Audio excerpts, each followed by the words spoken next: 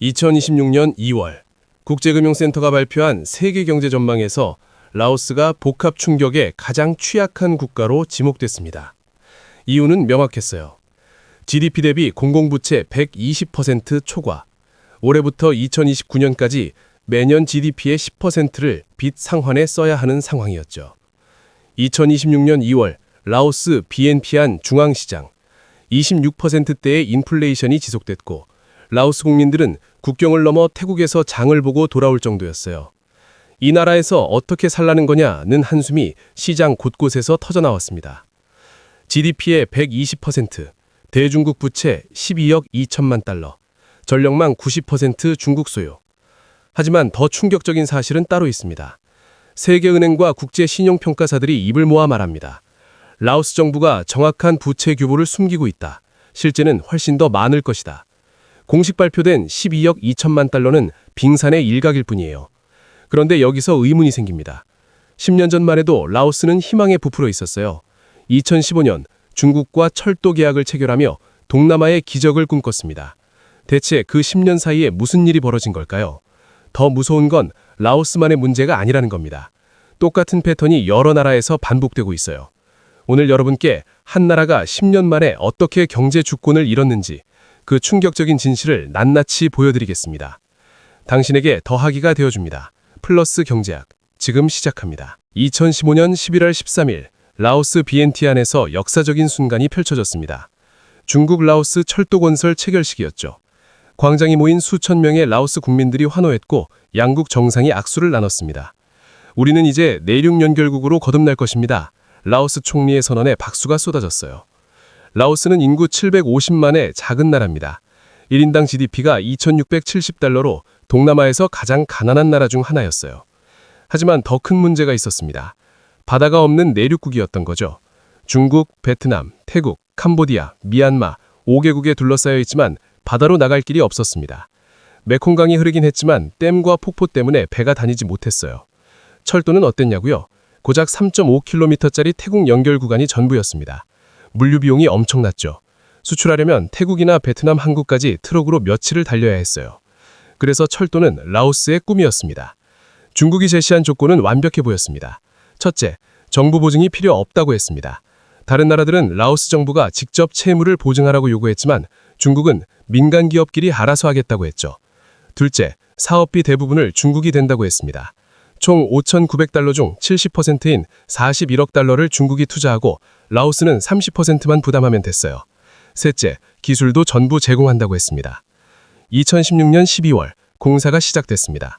중국 운난성 쿤밍에서 라오스 비엔티안까지 1,035km를 잇는 대공사였어요. 75개의 터널을 뚫고 167개의 다리를 놓아야 했습니다. 중국 중철건설그룹이 전체를 지휘했고 수만 명의 중국인 노동자가 투입됐어요. 최첨단 굴착기와 크레인이 쏟아져 들어왔습니다. 현장은 열기로 가득했습니다. 라오스 젊은이들이 중국어를 배우기 시작했고 철도 승무원이 되려는 꿈을 꿨어요. 비엔티안역 주변에 상가가 들어섰고 호텔 건설이 시작됐습니다. 중국 관광객들이 기차 타고 쏟아져 들어올 거예요. 모두가 믿었죠. 경제 효과 예측도 화려했습니다. 세계은행은 물류비용 최대 50% 절감을 전망했고 라오스 정부는 GDP 21% 증가 효과를 예상했어요. 쿤밍에서 비엔티안까지 자동차로 3일 걸리던 거리가 철도로는 단 10시간이면 충분했습니다. 시속 160km로 달리는 열차, 라오스 역사상 가장 빠른 교통수단이었죠. 2017년, 2018년 희망은 계속됐습니다. 터널이 하나씩 뚫렸고 다리가 세워지며 선로가 깔렸어요.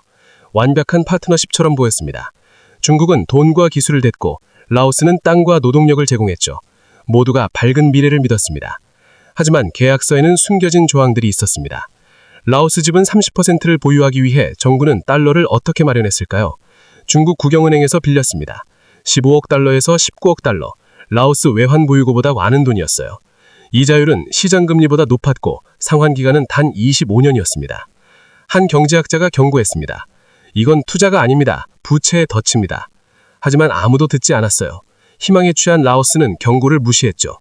그리고 곧 충격적인 사건이 터집니다. 2019년 첫 번째 균열이 나타났습니다. 철도가 완공되지 않았습니다.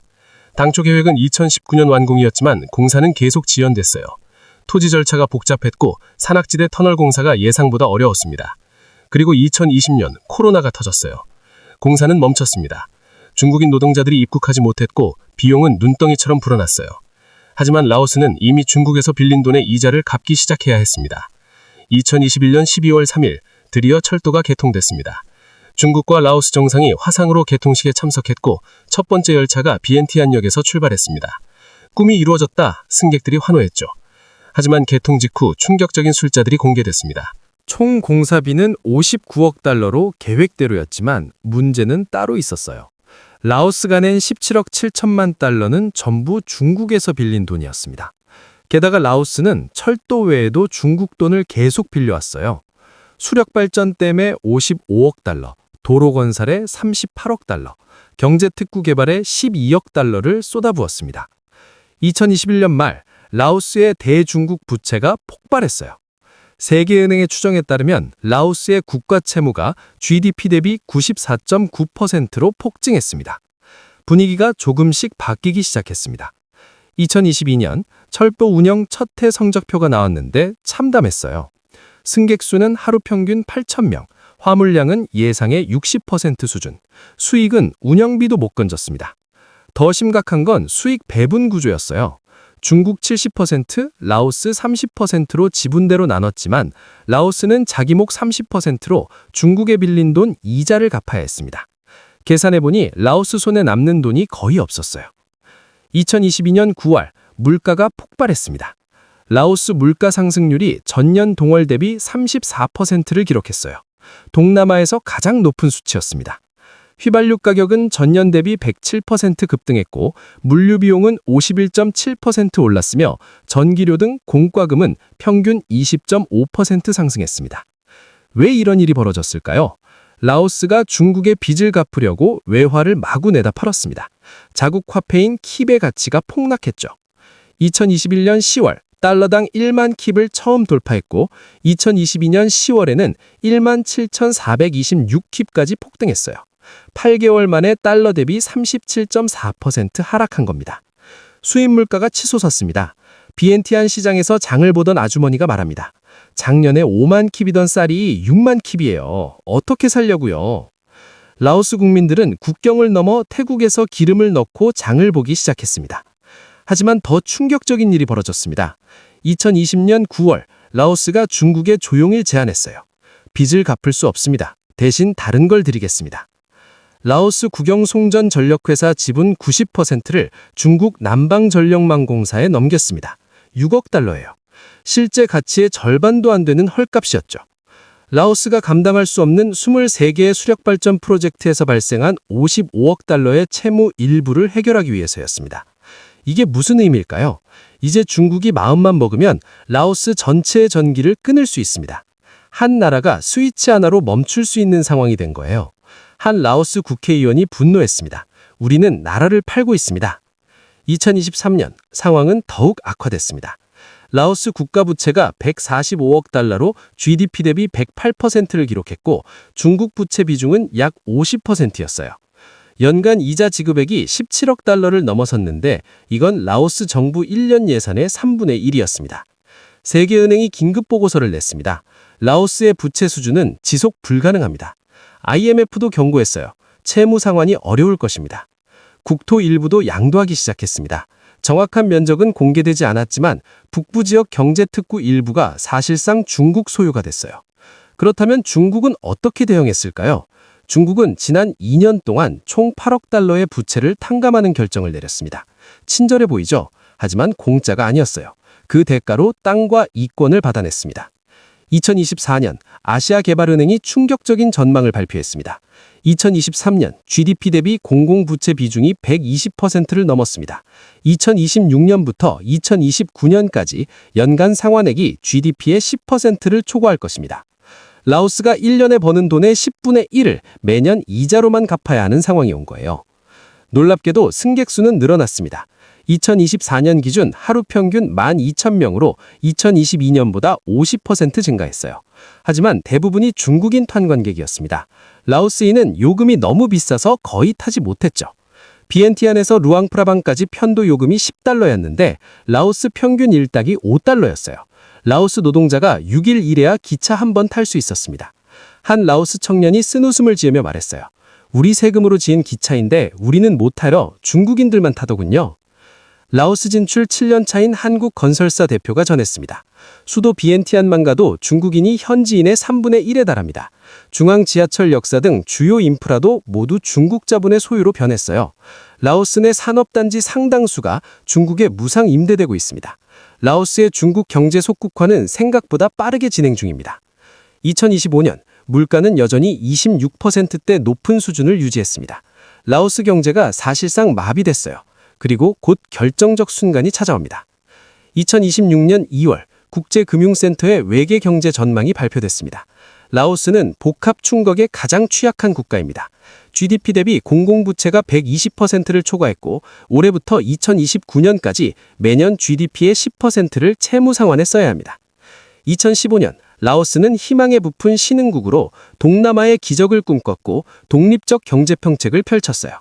2026년 라오스는 중국 경제 식민지가 됐고 GDP의 120% 부채를 안았고 주요 자산이 중국 소유가 됐어요. 승자는 누구였을까요? 중국입니다. 명확해요. 중국은 59억 달러를 투자해서 무엇을 얻었을까요? 동남아 물류 거점을 확보했고 라오스 주요 자원 채굴권을 손에 넣었으며 향후 태국, 말레이시아, 싱가포르 연결 철도에 기반을 마련했고 전략적 요청지까지 확보했습니다. 한 국제관계 전문가가 분석했어요. 중국은 돈을 돌려받는 게 목적이 아니었어요. 라오스라는 나라 자체를 얻으려 했죠. 2024년 10월 라오스 태국 철도가 개통되면서 중국, 라오스, 태국, 말레이시아가 철도로 연결됐습니다. 이건 시작에 불과해요. 최종 목표는 싱가포르까지 연결하는 겁니다. 패자는요, 라오스 국민입니다. 2026년 현재 라오스 국민들의 삶을 보세요. 물가는 2년 새 계속 높은 수준을 유지했고 실질 임금은 크게 감소했고 청년 실업률이 높아지며 해외 이주 희망자가 급증하고 있습니다. 비엔티안 거리에서 만난 한 청년이 말했어요. 이 나라엔 미래가 없어요. 태국으로 갈 겁니다. 이것이 비단 라오스만의 문제일까요? 아닙니다.